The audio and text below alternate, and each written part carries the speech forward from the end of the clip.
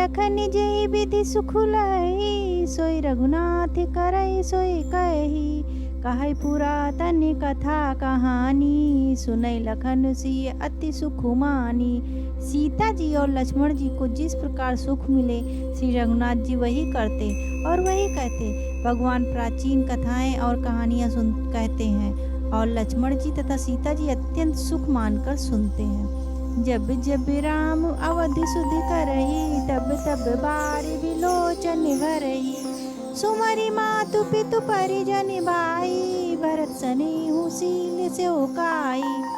जब जब श्री रामचंद्र जी अयोध्या की याद करते, तब तब उनके नेत्रों में जल भर आता।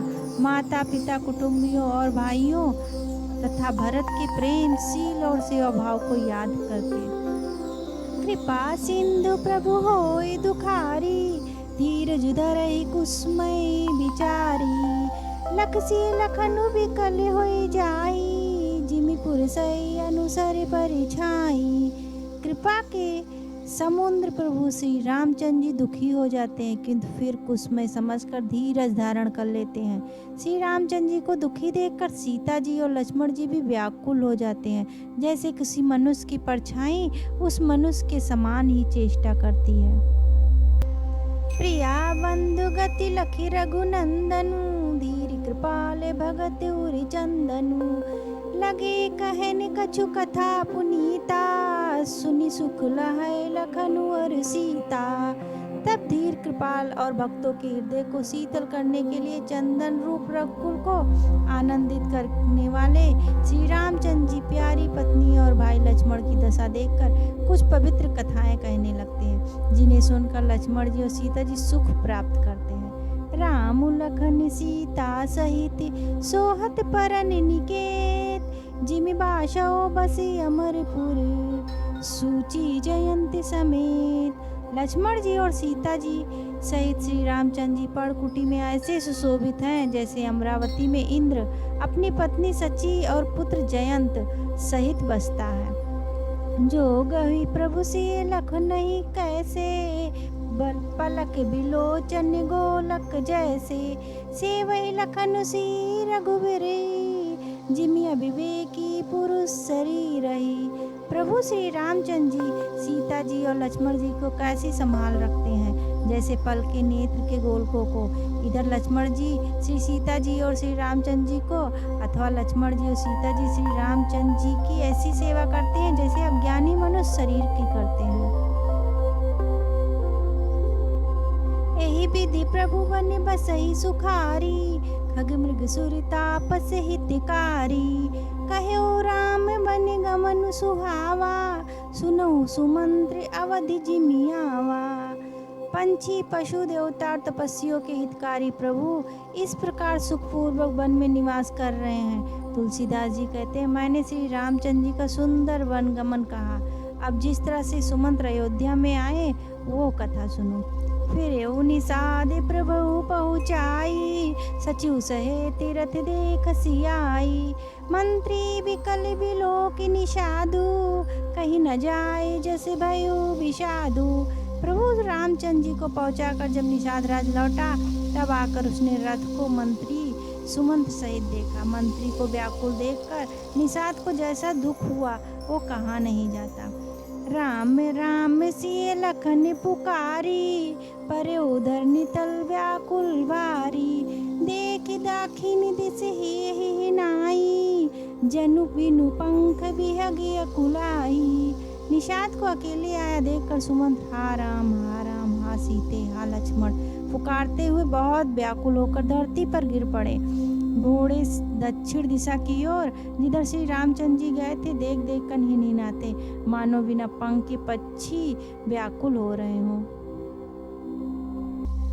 नाही तृण चरई न पियई जलु, मोचहि लोचन बारि। व्याकुल भय निषाद सब, रघुबरी बाजी निहारी।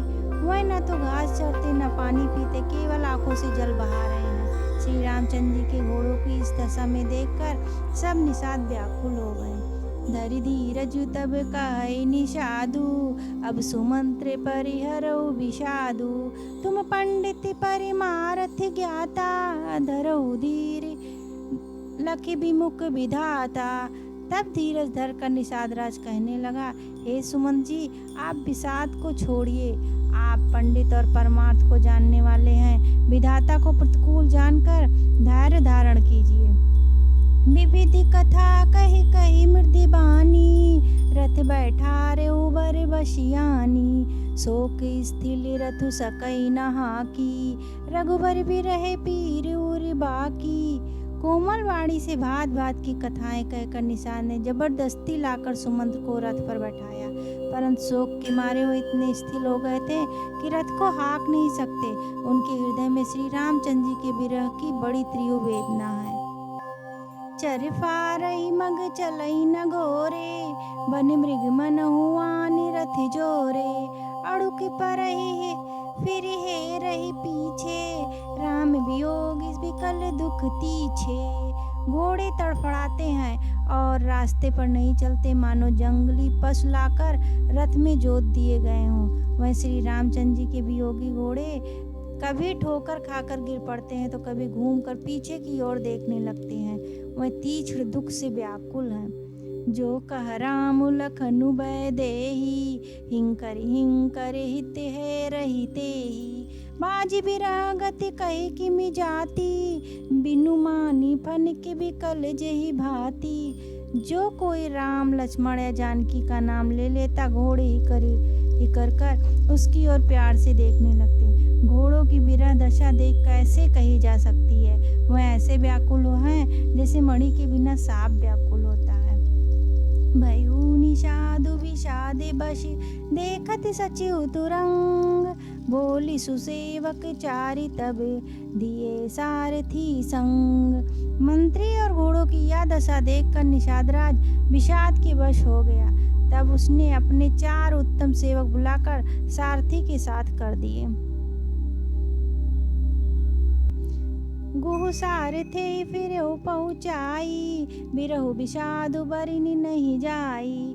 चले अवधि ले रथई निषादा, होई छनई छनि मगन विषादा। निषाद राज गुह सारथी सुमंत जी को पहुंचाकर लौटा। उसके विरह और दुख का वर्णन नहीं किया जा सकता। वह चारों निषाद रथ लेकर अवध को चले। सुमंत और घोड़ों को देख देख कर वह क्षण क्षण भर विषाद में डूबे जाते थे। सोच सुमंत्र विकल दुख दीना, दिग जीवन रघुवीर विहीना। रहई न स्वतहु अतम शरीरु, जसु न लयो बिछुरत रघुवीरु।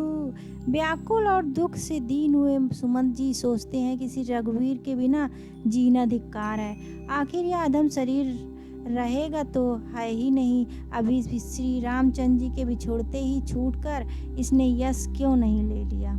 भय अजस यज्ञ भाजन प्राणा, कवन हेतु नहीं करत पयाना। आहा मंद मनु अवसर चूका, अजहु न हृदय होत दुई टूका। ये प्राण अपयश और पाप के भाड़े हो गए। अब ये किस कारण कूच नहीं करते। हाय नीच मन, मौका चूक गया। अब भी तो हृदय के 2 टुकड़े नहीं हो जाते। मीजी हाथि सिर धुनि पछिताई, मनहु कृपन धन राशि गवाई। बिरधि बांधि बर बीरु कहाई, चले समरे जन सुभट पराई। सुमंत्र हाथ मलमल कर और सिर पीट पीट कर पछताते हैं, मानो कोई कंजूस धन का खजाना खो बैठा हो। वह इस प्रकार चले मानो कोई बड़ा योद्धा वीर का बाना पहनकर और उत्तम सूरवीर कहलाकर युद्ध में भाग चला हो। विप्र विवेकी वेद विधि, समन्ति साधु सुजाति। जिमि धोखे मदिपान करे, सचिव सोचते ही भात। जैसे कोई विवेकशील वेद का ज्ञाता, साधु सम्मत आचरणों वाला और उत्तम जाति का ब्राह्मण धोखे से मंदिरा पी ले और पीछे पछतावे, उसी प्रकार मंत्री सुमंत सोच कर रहे हैं, पछता रहे हैं। जिमि कुली नीति साधु सयानी, पति देवता करम मन बानी। रहे करम बस परिहरि नाहु, सचिव हृदय तिमि दारुण दाहु। जैसे किसी उत्तम कुल वाली साधु स्वभाव की समझदार और मन वचन कर्म से पति को ही देवता मानने वाले पतिव्रता स्त्री को भाग्यवश पति को छोड़कर रहना पड़े, उस समय उसके हृदय में जैसे भयानक संताप होता है, वैसे ही मंत्री के हृदय में हो रहा है। लोचन सजल ढीठी भई थोरी, सुनई न श्रवण बिकल मति भोरी। सूखई अधरि लागी मुँह लाटी, जीव न जाय उरी अवधि कपाटी। नेत्रों में जल भरा है, दुष्टि मध्य हो गई है, कानों में सुनाई नहीं पड़ता, व्याकुल हुई बुद्धि बैठिकाने हो रही है, ओठ सूख रहे हैं, मुंह में लाठी लग गई है। किंतु ये सब मृत्यु के लक्षण हो जाने पर भी प्राण नहीं निकलते, क्योंकि हृदय में अवधि रूपी किवाड़ लगे हैं, अर्थात 14 वर्ष बीत जाने पर भगवान फिर मिलेंगे, यही आशा रुकावट डाल रही है। बिबिरन भयो न जाय निहारी, मारे सुमनहु पिता महतारी।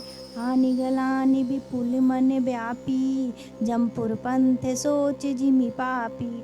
सुमंत्र जी के मुख का रंग बदल गया, जो देखा नहीं जाता, ऐसा मालूम होता है मानो इन्होंने माता पिता को मार डाला हो। उनके मन में राम वियोग रूपी हानि की महान ग्लानि छा रही है, जैसे कोई पापी मनुष्य नरक को जाता हुआ रास्ते में सोच कर रहा हो। वचन न आऊ हृदय पछिताई, अवधि काह मैं देव खब भजाई। राम रहिति रति देखई जोई, सकुचहि मोहि बिलोकति सोई।